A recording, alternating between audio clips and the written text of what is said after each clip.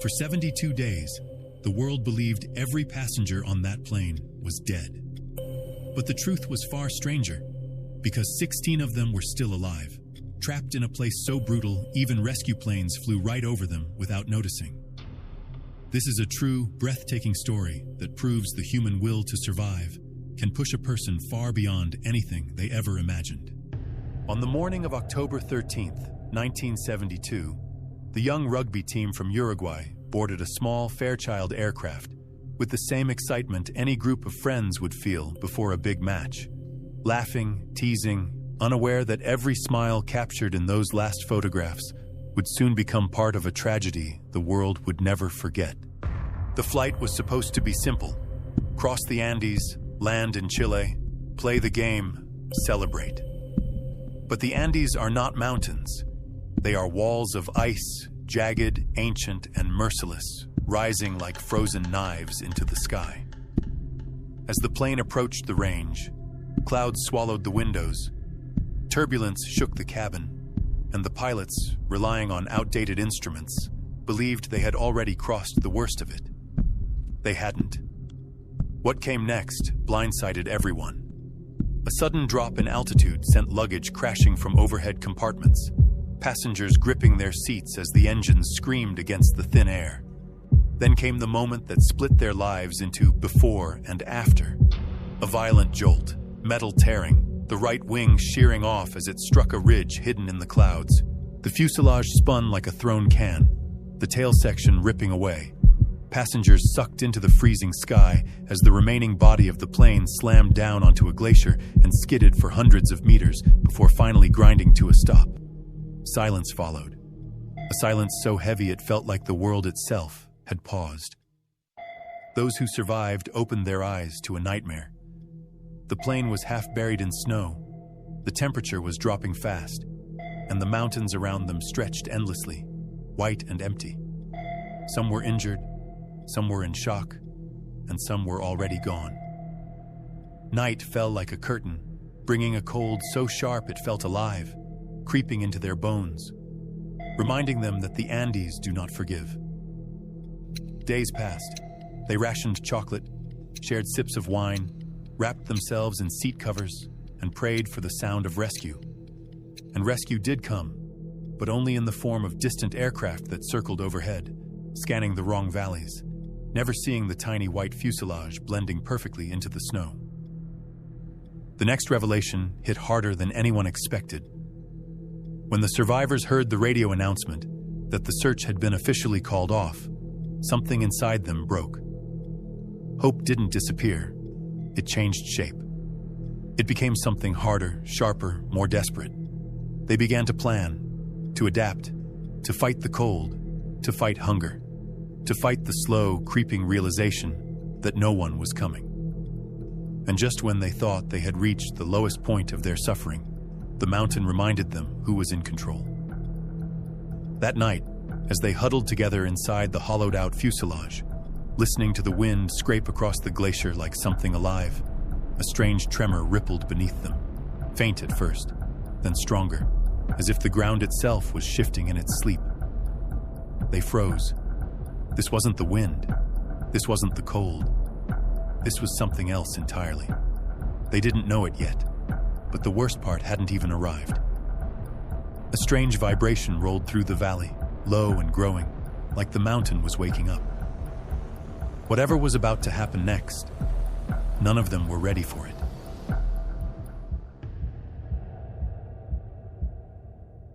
The mountain started to shake. At first, it was a small vibration under the fuselage, the kind the survivors had felt before. But this time it grew fast. The glacier shifted in a long, heavy roll, and the metal frame of the aircraft groaned under the sudden pressure. Snow slid down the sides in steady sheets, then in heavier waves, gathering speed as it moved. The survivors looked up, realizing the sound outside was no longer wind. It was deeper, heavier, continuous. The Andes were releasing something massive. The worst part hadn't even happened yet. A low roar rose from high on the slope, echoing through the valley with a force that made the fuselage tremble. They didn't need anyone to explain it. Every survivor understood instantly. An avalanche was coming. The sound grew into a thunderous wall of noise, swallowing the valley, shaking the aircraft, drowning out every voice inside. Snow slammed against the fuselage in the first impact, packing itself into every opening, forcing its way inside. The survivors braced themselves as the entire structure tilted, buried under tons of moving ice. When the avalanche finally stopped moving, the fuselage was no longer a shelter. It was a sealed chamber buried under tons of snow. Inside, everything went silent. The survivors were trapped in total darkness, packed so tightly that some couldn't lift their arms. The air thinned quickly. Breathing became shallow. They didn't shout. Shouting wasted oxygen.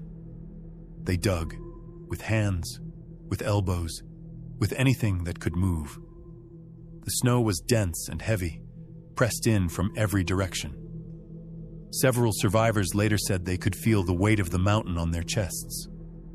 Minutes passed with no sense of time. Someone found a pocket of softer snow above his head and pushed upward, carving a narrow channel toward the surface. Others followed the direction of his movement, widening the path inch by inch. The metal walls groaned under the pressure, bending inward, threatening to collapse. But the digging continued. Eventually, a thin blade of light broke through, weak, pale, but enough to show them where to go. One survivor crawled out first and pulled himself onto the surface. What he saw was devastating. The fuselage was almost completely buried, only a small curve of metal visible above the snow. He called down to the others, guiding them toward the opening. One by one, they climbed out, exhausted, shaking, covered in ice. When they counted the living, the number was smaller. The avalanche had taken more of their friends, including some who had survived the crash itself. The cold deepened as night approached, and the wind cut across the glacier with a force that made every breath burn. Their food supply was nearly gone. Their shelter was damaged. And the valley around them was nothing but white, silent, and endless. This is the moment the story shifts. The survivors understood that staying inside the fuselage was no longer survival. It was waiting to die. And in the days that followed, as starvation tightened its grip and no rescue appeared, they made the decision that would define the rest of their story. They decided to use the bodies of those who had died as their only source of nourishment. It was the only way any of them would live long enough to attempt an escape from the Andes. After they made the decision to use the bodies of those who had died, the survivors felt the shift immediately, not in their surroundings, but in themselves. Their bodies, starved for days, absorbed the nourishment quickly. Strength didn't return all at once, but the fog of starvation lifted just enough for them to think clearly again. And with clarity came the next realization. Food alone wouldn't save them. Not here. The fuselage was damaged. The cold was worsening. The avalanche had proven that the mountain could bury them again without warning.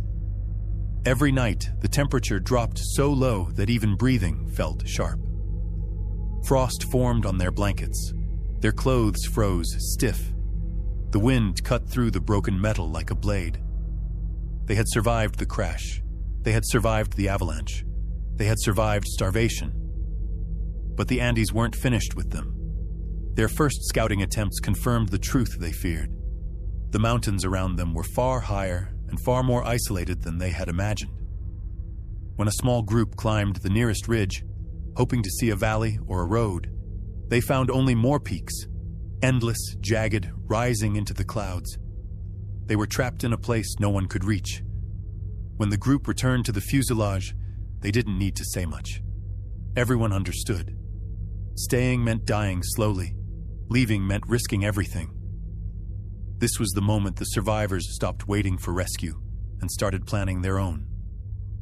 And in that shift, in that cold, thin air, one name began to rise above the rest.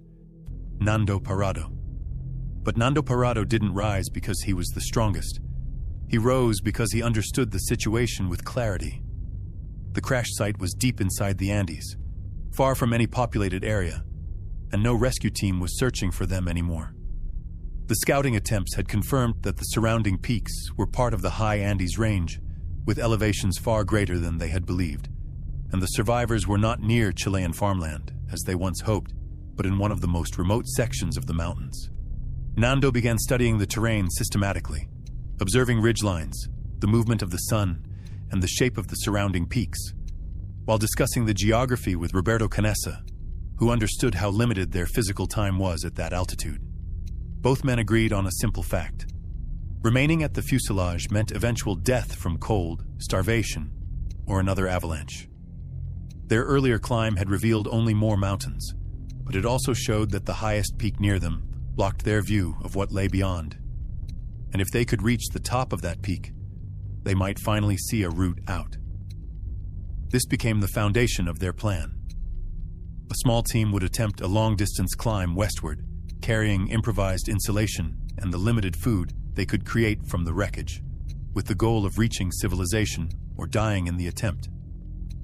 Nando and Canessa prepared for a journey that could last more than a week, modifying clothing, stitching insulation from seat covers, and shaping pieces of metal into makeshift equipment, every decision based on necessity rather than hope. The survivors watched quietly, understanding that if this expedition failed, there would be no second attempt, and so the plan moved forward because the facts left them no alternative. Nando and Canessa climbed into the high Andes with a kind of determination that didn't look heroic from the outside. Just two exhausted men pushing through snow that swallowed their legs and air so thin it felt like breathing through a pinhole.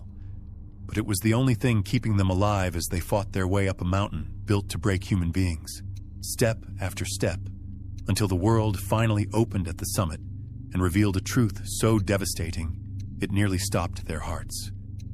There were no valleys, no roads, no farmland, nothing but an endless kingdom of ice stretching in every direction.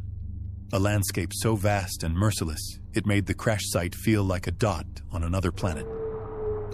Canessa sank into the snow, whispering that they were trapped in a place no one could survive, but Nando refused to let the moment swallow him. He scanned the horizon with frozen eyes and found a faint dip far to the west, a subtle lowering of the ridgeline that didn't promise safety, but hinted at possibility. And that was enough to pull him back to his feet. They descended the far side of the peak, sliding and stumbling through deep drifts, the wind carving at their faces as the terrain grew sharper and more unpredictable. And by nightfall, they were forced to dig a shallow trench into the snow, curling inside their stitched-together insulation as the cold pressed in like a living thing. Sleep becoming dangerous, their bodies shaking uncontrollably, their minds drifting toward the kind of stillness that ends in silence. Yet somehow they endured until dawn, rising with muscles that barely obeyed them and pushing forward because turning back meant death for everyone still waiting at the fuselage. As the hours passed, the world began to shift beneath their feet, the snow thinning, the rocks darkening, the air warming just enough to remind them that life existed somewhere beyond these walls of ice.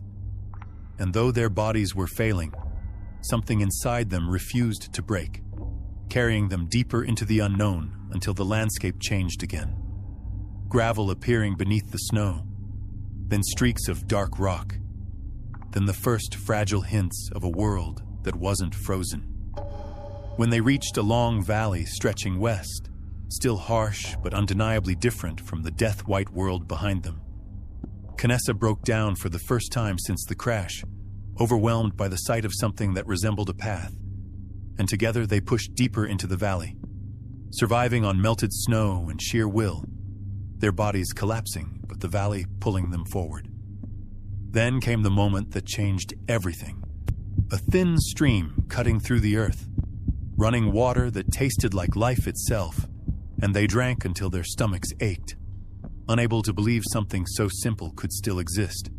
They staggered onward, leaning on each other, barely conscious, until they spotted hoofprints in the dirt, clear, undeniable proof that humans had been there.